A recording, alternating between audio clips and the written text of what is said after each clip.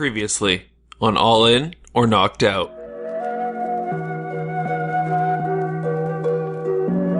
2 days later, I was on my own, and I was like, "There's just no way someone's going to try to threaten my ability to play poker." I lost, I don't know, like $50,000 online or something, and that's like a pretty big down day for me. To some people, losing $50,000 would be a catastrophic event. To Olivier, it was, in his own words, a pretty down day.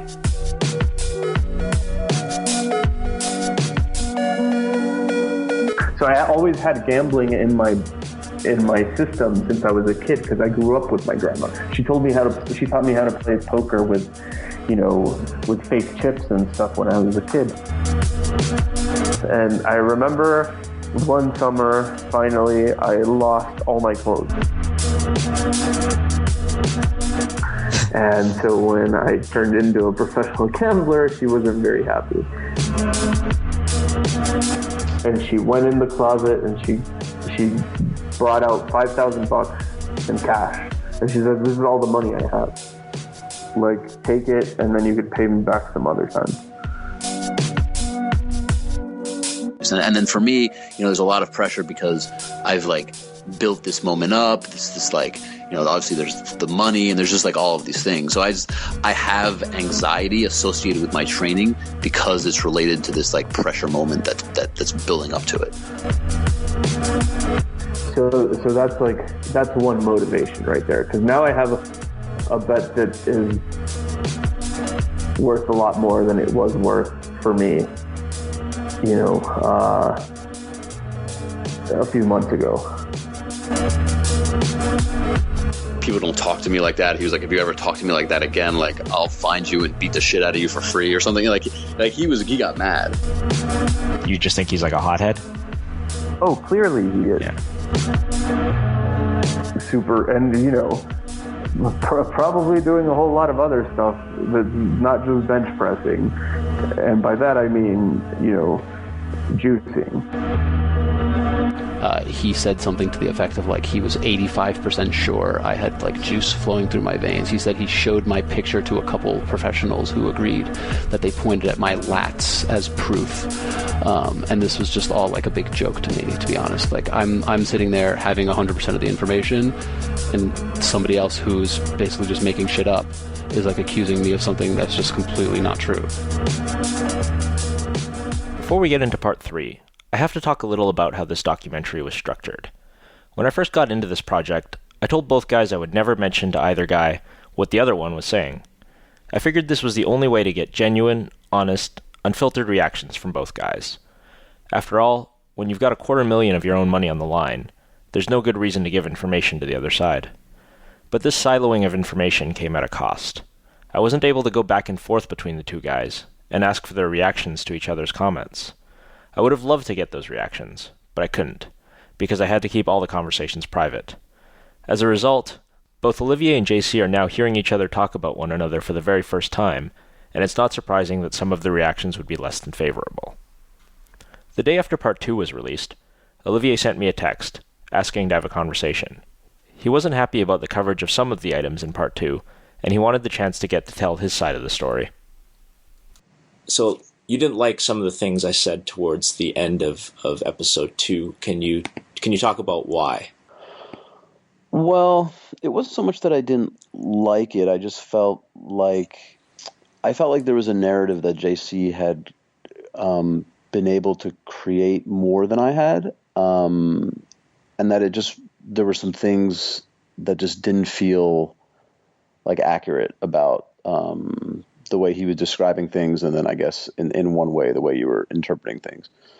So for example, at the end, you said something to the effect of, JC tries to push every edge he can, talking about, I think, there was an injury that he had that he never shared with me, but then there was an injury that I had that I did share. Right. And essentially the difference was because he's just trying to push every single edge, and I'm not. And the reason I'm not is because essentially I want people to like me. Right. And that certainly wasn't my intent when I'm writing that. I just sort of, my thought of the whole Olivier wants to be liked thing stems from, I guess it stems from a couple things. Was sort of like, I'd have these conversations with you about, how in your youth you'd been a rowdy kid. And then, you hear all this stuff about, Olivier and, an online chat, being, Right. being really aggressive with people in chat. And I was expecting to be on the phone to some extent with that guy, maybe not that guy, but I was expecting something very much different from what I got. When I got a person who was, just extremely civil, civil to the point that you don't see in mixed martial arts, that, I've seen so many MMA interviews that, you were saying these things, I'd really like to share these moments with him. And I wish I could talk to him about this. And you have no animosity towards the guy, despite the fact that you guys have, even if you had some animosity towards him, it would be very much justified that you didn't. And I think that kind of took me off guard a little bit. Yeah, I mean, I think in terms of the animosity between me and JC, like the truth is, like we're negotiating a big money fight between us. Like the idea that there would be situations in which we would both kind of get heated, I think is pretty natural. I don't take that personally. There's certain things that he said that I found like particularly mean-spirited, but I mean that's fine. Like that doesn't make me all of a sudden think he's like a terrible person or like I don't care enough to really like dislike him. But I did think that his creation, like his narrative that I am some sort of hothead and that he is like some sort of like reasonable, calm person, just seems to fly in the face of his own description of me, saying an obnoxious thing and then him responding with, next time I'll see you, I'll beat the shit out of you for free at PCA. Right. I mean, that just seems like there's at least some hot-headedness on both sides. Yeah. But yeah, I mean, in terms of, when people talk about whether it's, when I was in college or even the online chat, like there's something that people should understand, which is one, those are in some instances like pretty isolated contexts, not necessarily representative contexts. And then also, that was a long time ago. I mean, I haven't even had chat online for like 5 or 6 years. So, I mean, these are stories that are from, not only like basically before I was even married. And that to me feels like multiple lifetimes ago. So there's still some truth in it. And there's still times where, I'll like take issue with people and essentially like tell them exactly what I'm thinking. But, I'm, mostly able to just have reasonable interactions with people, even someone like him, where we're on the opposite sides of this very dramatic, tension-filled, negotiation. And especially in the context, for example, of where the fight will be, right? Because if he's adamant that he doesn't, because at the beginning he was adamant about the fight not being in the U.S., like completely adamant about it. He was like, basically, there's no way I'll do the fight in the U.S. And I felt like, it's one of those things where someone negotiates with you, they try for something completely unreasonable so that you guys can come to the middle that's much closer to their side. And I know that I have this tendency in negotiation to kind of give in to that tactic. So I was really, really not happy with that tactic when I felt like not only am I not, because he went first from Asia to fight, to Europe to fight, to Mexico to fight. And I was just like, none of those things seem reasonable to me. I don't want to travel across an ocean and time zones to fight. And I don't want to fight in the country where you train in, where there's like the language that I don't speak. And I just don't know exactly like, the U.S. certainly seems Mexico would be a huge edge, but I mean, I guess he's thinking that Asia and Europe would be neutral territory, but yeah, obviously Mexico is... No, I didn't think Asia and Europe would be advantageous to him necessarily. I just thought it was incredibly impractical and illogical, just in the case of, I would like as many people who want to come support me as possible. Got it. Making them all fly to Europe or Asia for the fight is just going to make that number as small as possible. Right. It was, it was an issue enough to get people to come to Vegas because people have their own lives. So I just thought, yeah. And anyway, so, and then, he said things like he didn't want to fight in the U.S. because the healthcare costs in the U.S. were so high, which I didn't even know how to respond to that. I mean, I just wasn't sure what to say. It just seemed, so there was a point at which I was just like, you're being ridiculous. Maybe I used some harsher language, but I was just, I felt like he was almost trolling me because he was saying things that were so kind of, I don't know, like what I felt like absurd. Anyway, so yeah, I just felt like there was a level at which I wanted to at least respond to some of the things that came out in that episode. So I'd like to thank Olivier for that. And now, on to part 3, arriving in Vegas.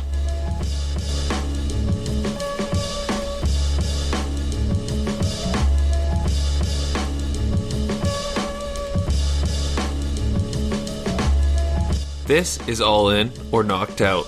In this series, you'll hear the story of 2 elite professional poker players stepping into a mixed martial arts cage for the very first time. With only the bare basics in MMA training and experience, they've agreed to fight one another for $250,000. We'll follow their journey as they face their fears and dedicate everything to the fight. Here's your host, Terrence Chan.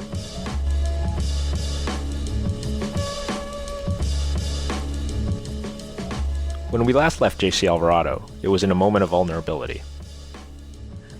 I need to win because that's the way I'm wired. I am, and I know that he is too. And the motivation is that, I don't want to lose. I don't want to lose in front of people. I don't want to, get knocked out and have that be on YouTube forever. I don't want to let my coaches down, and I don't want to lose the money. That's for sure. So I'm pretty fucking motivated. Presumably, when the bet was announced, JC considered himself a very big favorite. After all, he was putting up $150,000 to Olivier's $120,000, laying odds against his bigger opponent. I asked him how he felt about the bet now, closer to the fight. What did you think your edge was then, and what do you think it is now? How has that sort of evolved over the last 6 months? Do you feel more confident than you did back when you made the bet, or about the same? It's actually funny. I felt really confident back when I made the bet. Mm-hmm. So I've talked to a lot of fighters, professional fighters, and even I've tried to gauge what they think about fights in terms of betting. I bet fights quite often, and sometimes I'll talk to a guy I'll talk to Demetrius Johnson, and I'll be like, "What do you think about this fight?" And he's like, "Man, the odds are clearly minus 240 or whatever like that." So someone's a substantial favorite. For those not familiar with sports betting lingo, minus 240 means that you have to lay 2.4 to 1 odds to bet on the favorite. In other words, the favorite's expected to win about 70% of the time. I'll be like, "I don't know, man. Anything can happen. It's a fight," and that's what they all tell you. They all start telling you, they all look at it as 50-50 in every fight. It's unbelievable, actually. They'd make the worst sports bettors ever because they see a fight as this coin flip where, that guy could get knocked out, or the other guy can get knocked out, or one guy could get submitted and the other guy could get knocked out. And when you talk about their own fights with them, they see it the exact same way. They think anything can happen. They don't see them.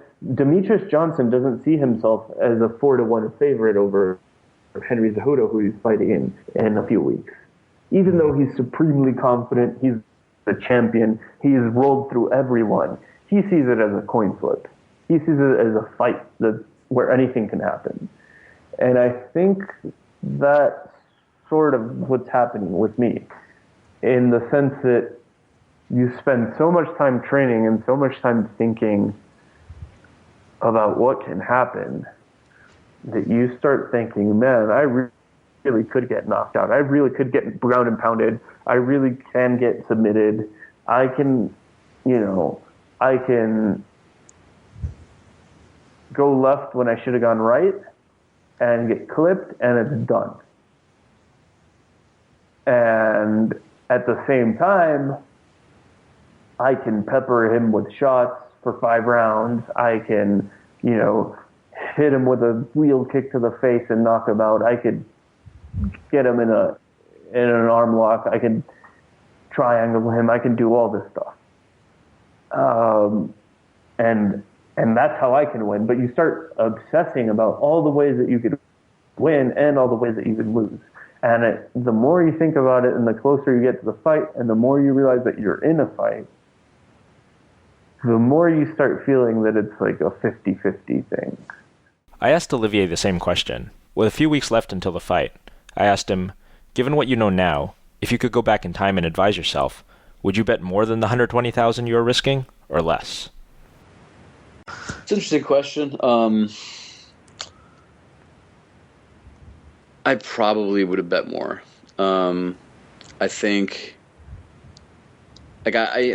there's this fine line with. I mean, I don't even have much experience with it, but one thing that I've noticed in terms of like projecting and having confidence and talking shit. Like, I have no interest in talking shit. I have nothing but respect for JC. But I do feel like, and maybe I'll look like an idiot if I lose the fight, but like, I do feel like this is like one of the best equity spots that I've ever been in. I feel like I'm a pretty decent favorite and I'm being laid a price. So yeah, I mean, I think this is a good bet. A few days after we had that conversation, Olivier put out another tweet. It read, "I'm looking for additional action on myself for the fight. Let me know if anyone's interested." I followed up with him on that. Yeah, so part of that was on behalf of others, and then who are not like in the poker world, and then part of that was, I added a little bit. I actually was thinking back to our first interview where you asked me how I felt about the bet, pretty much, and I said that I thought it was like one of the best equity spots or the best equity spot that I'd been in, and that I would have bet more if I could go back. And I thought, well, I can still bet more in theory. But that being said, like, it's a lot. It's already a lot. And again, it's not, for me, this isn't about the financial aspect of it. Sure, it's an element, Yeah. But if the bet had been for twice as much or for half as much, I don't think it would have changed the experience. Right. It's sort of like there's two sides to you, right? Like, there's the professional gambler who thinks he can recognize the spot, and then the guy who's training for a fight, right? And it's just like you let the professional gambler take over for a second, kind of objectively analyze this and be like, oh, I think this is a good spot, right? Yeah, and it's funny because I've been watching and like on social media and stuff as the line has kind of moved in the last few days, and people are talking about, oh, like, I'll take, at this price or at this price, like everything is so much different at these different prices, and it's like these people have no fucking clue. It's like, I mean, how are you going to parse the difference between, 125 or even money? Like, I mean, if you don't know anything about like our training, like who we are as athletes, like, you know what I mean? Like, I know people who are saying that like JC's been, he's been training in martial arts for his entire life, and he's had multiple fights, and it's like, so a lot of people are just talking without really knowing or understanding anything about the situation. So, as not only the bigger man, but also the one who genuinely believes himself to be the better athlete, it makes sense that Olivier projects the confidence that he does. JC's a little more hesitant, recognizing that this is a sport with very small gloves and an even smaller margin for error. But one place where he's supremely confident is that he has a big coaching advantage. And I think that's something that he just can't come close to. He doesn't have that network of support, and he doesn't have that, like, knowledge base. I mean, when I'm not with the best coach in the world, I'm with the best coaches in Mexico. I'm with, a Jiu-Jitsu world champion almost every day. When I'm in Seattle, I'm doing training sessions alone with the UFC world champion. I get to see what that's like. I get to learn from them. I get to learn their concepts, their philosophy, everything. And I think that's an edge that, it'll be hard for him to overcome that. So let's meet the coaches, the men that have been around the central figures of our story. One day before the fight, I caught up with JC's coaching staff. My name is Dan Sean. I was a college wrestler, high school and college wrestler. Then I got into MMA. I did a couple fights in San Diego and TJ at Total Combat. But then my mom found out I was doing MMA and she didn't like it, so I left MMA. And just a quick note about the audio. We talked to Dan while we were sitting on a weightlifting bench inside Syndicate MMA in Las Vegas, the venue for the fight. And I started with Jits. I've been doing Jits for a while now, a little over 10 years. I've been actually real lucky. I've been able to win a couple of tournaments. I've won Worlds at every belt except the black belt, but I haven't won it yet, but I'm still planning on winning it so I can finish the whole thing. So I'm a Jits coach now and MMA fan. I love it, and I think JC's gonna really do well with his jiu-jitsu. It's improved so much. He's always been good, but it's improved so much the last 4 months. Well, actually, JC and I have been friends for a while. He sent me a Twitter once, I think, back in Mexico, after I think I had won a tournament or something, and JC said, hey, listen, I used to train a little bit of jiu-jitsu. I was going to do a fight against another poker player, but then it fell through. The other guy backed out at the end or something, but he had already kind of started doing jiu-jitsu, and he really liked it. So we got together. JC's a very smart, intellectual guy, and it's really good to talk to him. So we got together. We would talk about jiu-jitsu, we would talk about MMA, and just hit it off. We became friends, and I've been coaching him wherever I can. Sometimes he coaches me. He's such a student of the sport. The guy's ridiculous. He knows everything. He sometimes knows more about my fights than I remember. So we talk a lot and we train. So I guess we've been training for over a year and a half, maybe 2 years now. We've been to the UFCs in Mexico together. We've actually become really good friends, and I think I learn as much as he does when we train together, because he does all the thinking and I just do I do some of the jits that I've been doing for a while. I wanted to ask Dan about the unique setup that JC had created. In addition to working with Dan, JC was also flying up to Seattle to train with MMA coach Matt Hume, as well as strength and conditioning coach Joel Jameson. I had to ask Dan if that dynamic created any tension, or if everyone was on Team JC together. It's great. It's great. I mean, I was really nervous. It's a big fight. It's a lot of responsibility. I was scared to be his head coach, his head jiu-jitsu coach. I don't have the experience that JC deserves when it comes to MMA. So the fact that he said that I would just help him in Mexico and I would help him implement whatever Matt Hume, who's a master of the sport, can tell both of us would work. So I'm not a very egotistic person. I don't think JC needs that. I think the way he planned it, because it wasn't my idea, it was his idea. The way he planned it was perfect. He wanted a master of MMA, who's Matt Hume, to kind of guide us, and then he just needed me to help him implement it, to do the day-to-day, to see maybe some of the things that he didn't see when we were with Matt that I could refresh on a daily basis to him training in Mexico. The traditional model, at least for beginning fighters, is a pretty straightforward one. You join a gym, you pay your membership. You take the classes underneath the coaches. There's usually one head MMA coach who runs the practices. Everyone's equal. That's the model Olivier was operating under. I asked Dan, is one system better than another? Olivier, I don't know if you know who he's been training with his team.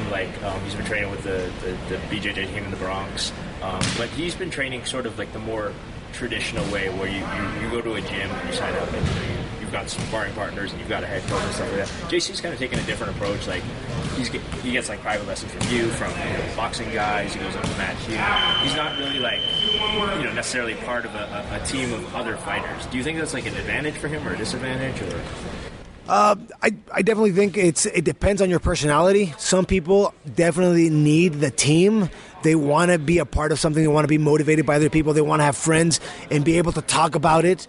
JC doesn't. JC really flourishes and has great ideas by himself. JC, I think sometimes the team mentality gets in his way. I feel like he's so smart, sometimes I get in his way. He really likes doing things his way, and when you're preparing for your fight and you're JC, other people will get in your way. So I'm sure for Olivier it was great to be with a team. If you've never been in a team sport, doing MMA as a team is one of the best feelings you got. You definitely feel like you become brothers with the people you're training with, and that's very important because there's some bad days when you're training, and if you don't have your brothers there with you, it can get really bad. If you train with me, you bleed with me, you sweat with me, you help me train for my fight, I help you train for your fight, we're brothers, no matter what. And I will have you back to the end, and Olivier is a pit bull. That's the voice of Brandon Medina, a 20-year-old MMA fighter who was integral to Olivier's camp. Okay, so I'm Brandon Medina. My nickname is B52. I fight the 125-pound weight class in MMA and Muay Thai. 4-1 in MMA amateur in New York City, 3-1 in Muay Thai in New York City. Purple belt in BJJ, competing in IBJJF tournaments, Naga, Grappler Quest. Also have a twin brother that do it as well, so we both drive each other to compete and go on further. I asked Brandon what he thought when he heard about Olivier's bet. I was like, okay, here we go. Holy cow.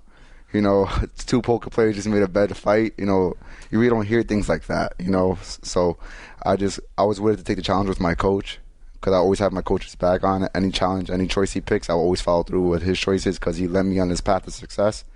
So I'm always going to have his back in any choice he does. So I was always there whenever he called me in to help Olivier train. And according to Brandon, Olivier caught on to his new sport quickly. Yeah, he just grew on it really quick. He started watching it, and then he had a lot of questions for us, and I was very open with answering his questions. He was very nice and generous about the questions.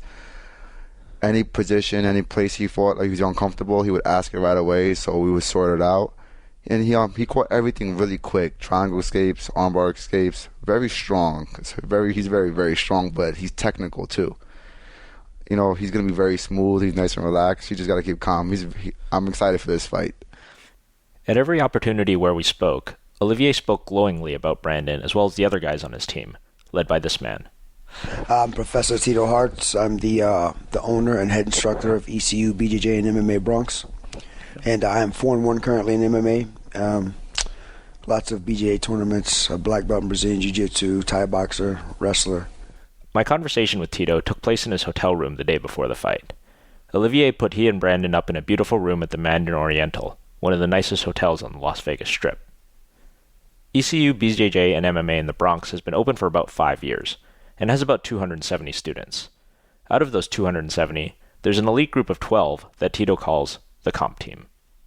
A 12-man comp team. Comp team is full contact arts, Thai boxing, MMA. Lots of people do Brazilian Jiu-Jitsu tournaments in my academy, but the 12-man comp teams are the guys that step in and do Thai boxing and MMA, basically. Typically, guys don't just get to walk in off the street and join Tito's comp team. You can imagine that in a place like the Bronx, a lot of self-proclaimed tough guys walk into the gym and declare that they want to be MMA fighters. At first, Tito wasn't sure if Olivier was one of those guys. In my academy, you can't just come in off the street. All my people are pretty much homegrown, so you can't come in off the street and say, I want to be a fighter, I want to spar with your guys. So my first response was, I don't just let anybody come in here and spar, but I'll talk with you, because I didn't know what was going on yet. Yeah. So when he came in, finally, he's like, I'm this and that, and again, we're in New York, everybody's this and that. So while he's talking, I'm Googling. I'm Olivier Bousquet, I'm a poker player. So I started Googling, and sure enough, it's Olivier Bousquet, poker player. Huge bet pops up. So I was like, yeah, this is kind of cool. I took it. It was exciting for me to do that. It was a nice little project. But turns out he's really talented. So he's going to be dangerous in there. Really? Yeah, so yeah. You think he's like a natural? I mean, because you've trained a lot of fighters. I trained lots of fighters, yeah. And lots of successful ones even, like this kid here. Tito makes a hand gesture towards Brandon, who's sitting beside him. But yeah, he got good quick. He has good understanding. He's already athletic. I made him do his first BJJ tournament, gi and no gi, and he was tapping out blue belts and purple belts. I also asked Tito about the strongest points of his new student. Okay, his strong point. Okay, he has heart. That was number one. Because again, when he came in, I took this bet. Let's see how this goes. I threw him right in with the comp team, so everyone he was actually sparring with, my guys weren't out to kill him. Here's where Tito can't resist taking a quick jab at JC, whom you'll remember boasted about traveling to Seattle to train with UFC champion Demetrius Mighty Mouse Johnson, as well as his coach, Matt Hume. Like I see the other the other podcast about how Mighty Mouse was just tearing up JC, and that's all they really wanted to do. He didn't learn anything out of that, trust me. It's about to take a liver punch. Tito continues. So I threw him right in with the comp guys, and he never quit one time. That was the. So you told your guys to go hard on him? Yeah. Yeah, of course they know not to knock him out, but yeah, don't ease up on this guy. Let's see what he's got. He wants to come in here 6 months. He wants to do MMA. That's number one. I can't teach that, right? I can't teach heart. So he showed us that he had a lot of heart. Now, that's a huge strong point. Another strong point. He's picked up. He listens. So far, he listens. I don't have him in a cage with other things going on, other stimuli around. But as far now as when he's going in tournaments already, when he's sparring in MMA, he listens. That's a strong point. He's strong. That's both a strong point and a weak point at this point. Though he's good enough to escape basic things. I have seen him beat with basic moves, purples and blues. But sometimes that's going to be a problem. I don't know this JC guy's ground game. I don't know how technical he is. I'm making this guy go with black belts, purple belts, and brown belts. That's who he messes with, and pro fighters. So, and he's doing really well with these people. So if we're looking at just an overall game, I'm saying maybe his strength gets a little better of him sometimes against higher level guys, especially on the ground. But from striking to his takedowns, his takedown defense, I think in that 6 month he is way more well-rounded than JC is. And JC's experience was a dabble in a self-proclaimed almost blue belt in BJJ, which everybody's that off the street. That's in sport jiu-jitsu. And what Olivier has been training is MMA. And those are two sides of a coin. So the sport jiu-jitsu has no merit in this realm at this point. So, like I said, it's going to be a nice, interesting thing. Although I certainly couldn't mention this to Tito, this comment surprised me. In the conversations I'd had with JC, he had very little interest in sport jiu-jitsu. If anything, JC had conversations with me about what guards and submissions specifically were good for MMA. So let's go back to Dan Sean, the man who knows the most about JC's ground game. I asked Dan, straight up, just how good is JC as a grappler? A quick primer on the belts in Brazilian Jiu-Jitsu. They go like this: white, blue, purple, brown, and then black. It's hard to make an analogy, but one that's often used is like this. Blue's like high school, purple's like university, and brown and black they're the postgraduate degrees. Black belts in Jiu-Jitsu usually take well over 10 years of practice to attain, and sometimes they take as many as 15 to 20. Well, definitely when we started JC 6 months ago, JC was a white belt. He had some experience of jiu-jitsu. He could move.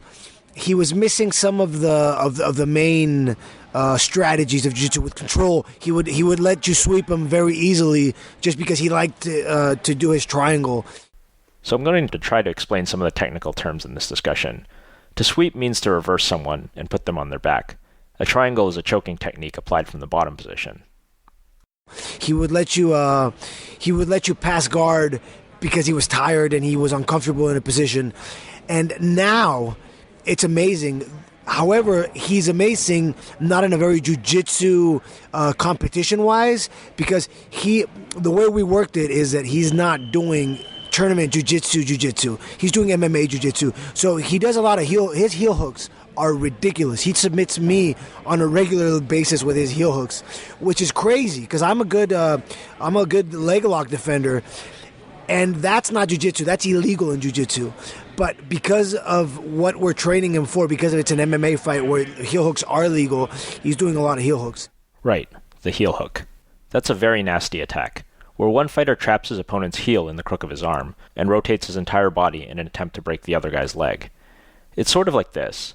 Imagine if your entire leg was immobilized, with the exception of your foot, which was allowed to dangle free. Then imagine someone came along with both hands and rotated your foot as hard as they could, like they were trying to open a pickle jar. You can see why it's illegal in jiu-jitsu tournaments. When applied with full force, it can completely shred the knee ligaments. If you could see me here, you'd be tempted to help me pick my jaw up off the floor. To me, it was insane that someone with JC's experience level could ever submit someone like Dan Sean. Imagine a high school basketball player, after 6 months of intense training, being able to dunk on a starting forward in the NBA. It's inconceivable, borderline impossible. Dan continues. if you talk about his guard passing skills, maybe he's still a white belt because we really didn't work guard passing. We wanted to stay there and smash and make Olivier uncomfortable when he's on his back. But then if you talk about his guard, he's a purple belt. So he's definitely, his guard, his escapes, his bottom jiu-jitsu is purple belt level, good purple belt level. His footlocks are, expert, advanced, no-gi jiu-jitsu, because he does heel hooks, he'll do toe holds, and he does them real well, real explosive. I didn't know what to think. On one hand, we have Dan Sean saying that JC is purple belt level off his back.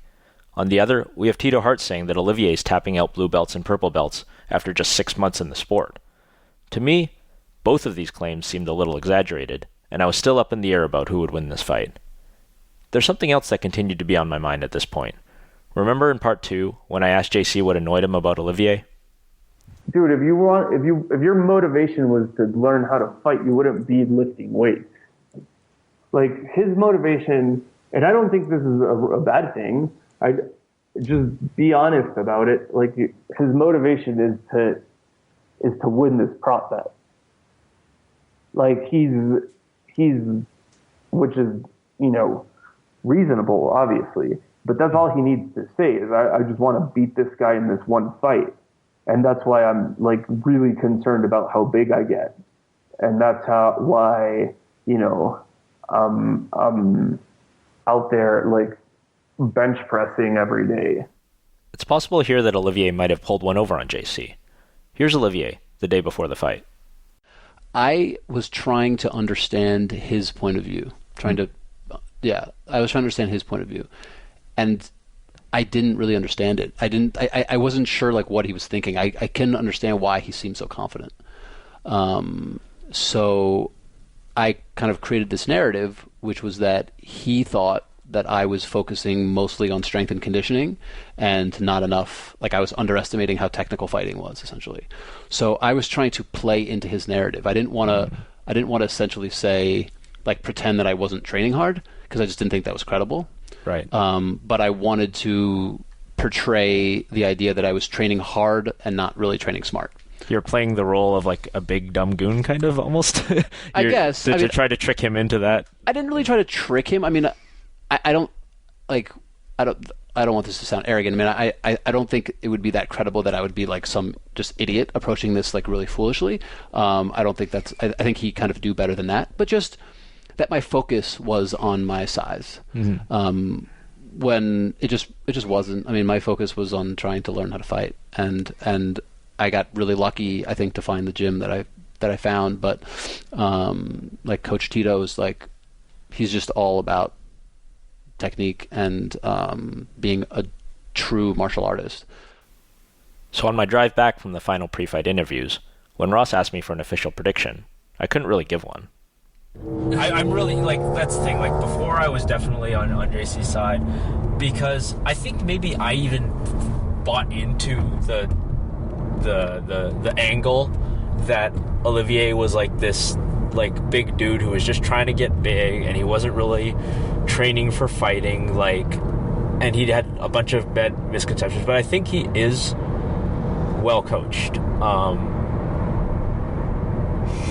So, like, I think, I think Tito said all the right things about, I'm a technique guy, I'm all about technique, and my primary concern is that Olivier will try to, like, use too much muscle and gas himself out. That's when I sort of thought, like, oh, like, he's got a coach who's good for him, because he's recognized that, like, he's got the student who's, like, bigger and stronger, and so you've got to sort of guard against somebody overusing that attribute. So that's why that's how it's tight, it's tough. I mean,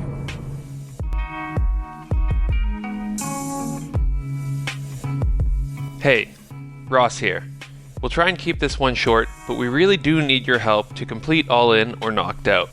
We really appreciate all of the donations we've received so far, and if you've been enjoying this production, please consider making a contribution by visiting allinorknockedout.com. We really appreciate it.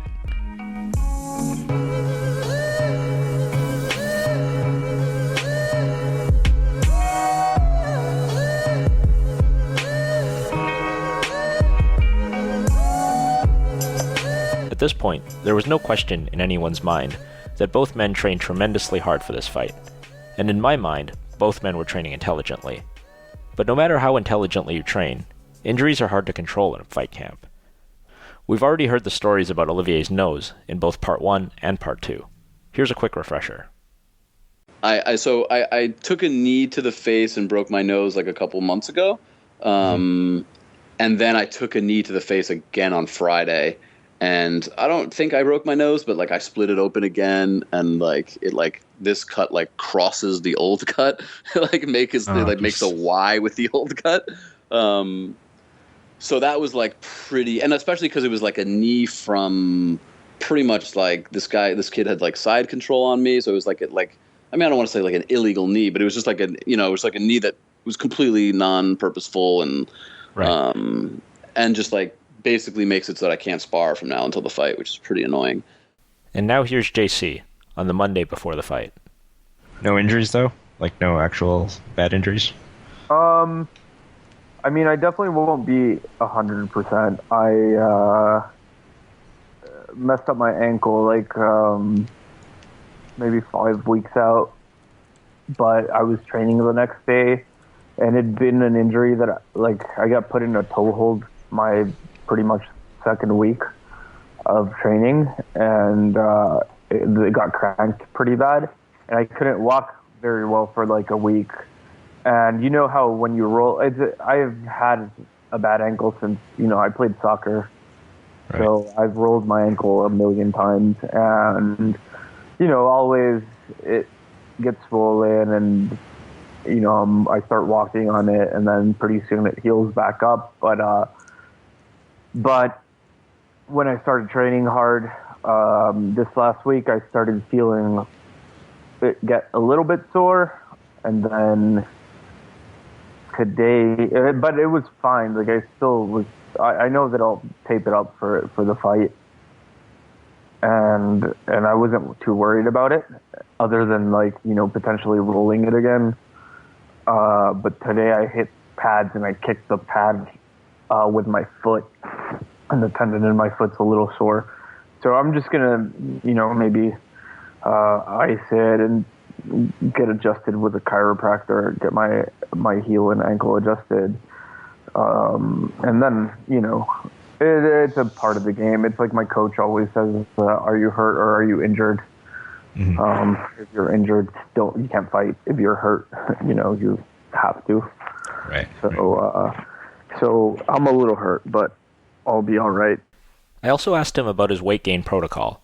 You'll recall that he started this bet weighing about 150 to 155 pounds, but he was allowed to get up to 165 before the fight, meaning that he was doing a ton of eating and lifting weights.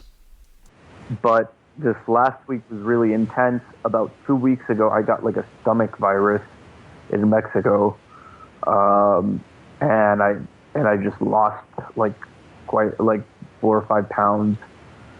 So, and it's been really hard to gain it back because I've been working so hard. So I'll probably go in at I'm waking up at 164, 163 and a half or 164. And I'll probably be walking into the octagon at 167 or so.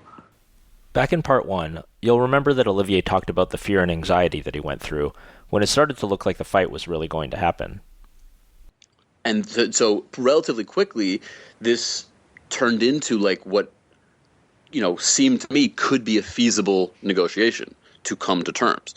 And so when that happened, this idea shifted for me. It shifted from just an idea to a potential reality. And I felt this palpable emotional transition when that happened. And the main way to describe this emotional transition is just fear or, anxiety. And sure. And there's this rational fear associated with, being in a cage with somebody who's trying to really hurt you. But that's really not what it was. There was this kind of irrational, looming cloud of anxiety that I felt. I didn't know how to explain or describe what it was, but I felt it. I felt it deep in my chest, felt it in my stomach, and it was not a good feeling. For JC, anxiety is something that he struggled with not just for this fight, but his entire life. That I've had anxiety for quite a while, I get like anxiety attacks and stuff like that, and it's very normal to me to deal with anxiety, and of course the fight was just like magnifying this anxiety so much, because I couldn't watch a UFC fight on TV without like watching the two fighters, get in the octagon and feeling like I wasn't able to breathe, because I'd just be anticipating that I would be in that situation, right? So you were at a point where you literally weren't enjoying watching fights because you thought so much about your own? Yeah. I was. It was very hard. I thought that I'd even really like watching fight movies and stuff like that, but I haven't been able to do any of that because it just gets me so nervous to watch anything about fighting or like this build up to a fight. So a week ago, I did this exercise where I wrote down everything I have. Like everything I have in my arsenal. Everything I know, everything I do as a reaction to something, everything I can, execute, and what I know. Like, if he takes me down, I get the overhook, I control the head, I push the knee out, I either get up, whatever, progress like that. And literally overnight, I've gone from being completely anxious and nervous and scared to this peace, like complete calm. And I've really never felt that calm before. Like, it's a very strange feeling. It's very peaceful. It's exactly what I imagine the calm before the storm being. I'm just there. I'm focused. I'm calm. I'm not at all nervous, and it's a strange feeling to go from a whirlwind of emotions to peace overnight. And you got that feeling simply from writing down the list of things that you know how to do in a fight? I imagine that's what ended up helping me in this, is that when I get nervous in poker, it's when I feel like I didn't study enough and all of a sudden I'm deep in a tournament. Or I don't know if I'll be able to execute what I know. Or if I'm overanalyzing things. Where last week I realized there's a limited amount of things that I know. Like, I'm not, this encyclopedia of knowledge. There's things that I can do, and there's things that I can't do. And in sparring, sometimes I was going for things that I don't fully understand and losing position or something like that. So I just wrote everything that I know how to do. And at that point, it just became, this is what I know. That's all I'm going to know come fight time. And that's it. Like, I can't do anything more than just sort of sharpen these techniques and hope that I execute them. And if I don't, then that's fine. This is my preparation. This is what I have. If I can't, triangle him, or I can't do one of my moves that I've practiced, it's not my fault. It's just the circumstance. And, he either got luckier, or he's better than me, or he was too big for me to deal with, or whatever it is, but that's out of my control now. I can do these things, and I can study these things, and that's the game plan, and that's it. What I really enjoyed hearing from both guys is how they have managed to separate the process from the result. There isn't the usual boisterousness that you see from MMA fighters, who accept no possible outcome other than winning. They're both expecting to win, of course, but they're also both aware that losing's a possibility. The main thing is, both guys will tell you that they've grown tremendously from this journey, and they've both said that win or lose, this is something that will change them for the better. At this point, are you Are you happy the fight's tomorrow? Yeah. Oh, yeah. Yeah? Okay. Oh, yeah. Yeah, I'm so excited for this experience to be over, not because I didn't like it, but just because it's been so consuming for me. What I haven't decided exactly what I'm going to do after the fight in terms of training, in terms of competing. But my original intention was to have this experience, but not to change my life in this way. Training all the time, having to be so careful about whatever I'm eating and sleeping and which tournaments I play and all of this, and then just having the constant, back of my mind, whether it's anxiety or just thoughts about this thing coming up. I'm just excited for all that to be over. I know there's going to be a huge relief regardless of the outcome, and I'll feel like I can kind of go back to a normal life. So yeah, I'm excited, and I'm also just ready. It's, if for some reason the fight had to be postponed by a month, I would be very disappointed. Partly because, this has been the plan. I've planned for this time frame. So if we had done 7 months instead of 6, then I think I would have been fine because I would have been planning for 7 the whole time. But since we've planned for this day, and I've been, every day it's been one less day, and this was a week out, and we were 2 weeks out, or whatever, all that stuff. It's time now. It's we're a day out. I'm about to go weigh in. We're going to be 24 hours out, and then we're going to fight. So, yeah, I'm excited for it to be now. At the same time, it doesn't seem like either man is ready to drop the poker lifestyle entirely and become a full-time fighter. They're definitely ready for this fight to be over with. But I'm focused on myself. I've been focused on my own learning, improvement, mental toughness, and everything that has to do with me learning about myself and stretching myself and trying to become like a better version of myself through this experience. In theory, as the guy who's got the more physical attributes but less experience, the longer it goes, the more it would benefit you. Right. But, so even if you, say, you both agreed, a 3-month postponement with no penalty on either side, you'd still say, let's fight tomorrow. So, there would be obviously some advantages to me to be able to, continue to catch up, so to speak, but I don't know if I have to catch up. And that's one of the things that I think that's, if there's some anxiety, that's one of the aspects of the anxiety, which is I just don't know. I could get into the cage tomorrow and I could feel ready and be as prepared as I am, and he could just be really good. Mm-hmm. I don't know. we're gonna find out tomorrow. But there are ways in which I could have an advantage and I could still lose. But there are ways in which he could just be better than me, and better than me enough to offset my physical advantages. I mean, that's very possible. I don't think that will be the case, but the thing is, I just don't know. I've never seen him fight. I don't know. In some sense, I've always admired the fighters who, when interviewed, express absolutely no doubt that they're going to win. These are the guys who never say the words, if I win. They only say, when I win. But it's a certain mindset from athletics that simply isn't applicable to poker. Because in poker, even if you're sure that you're the best player at the table, you can never be assured of the results.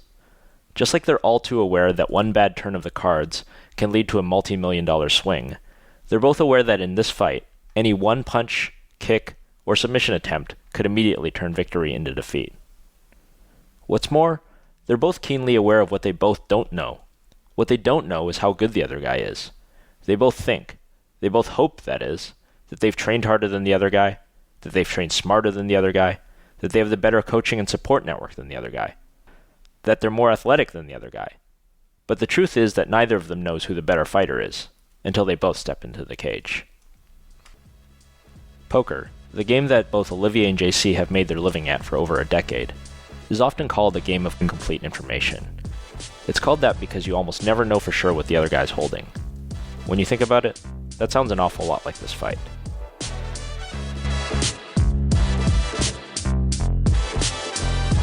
Coming up in part 4, it's fight day, and we get all access. We'll give you the fighters' final thoughts before the big day, and all the sounds from the locker room in the moments leading up to the fight. One fighter will emerge 6 figures richer, with his arms raised in victory. Another fighter will simultaneously have to deal with not just the agony of defeat, but the fact that he's now over $100,000 lighter in the pocketbook for it. That's next time on All In or Knocked Out.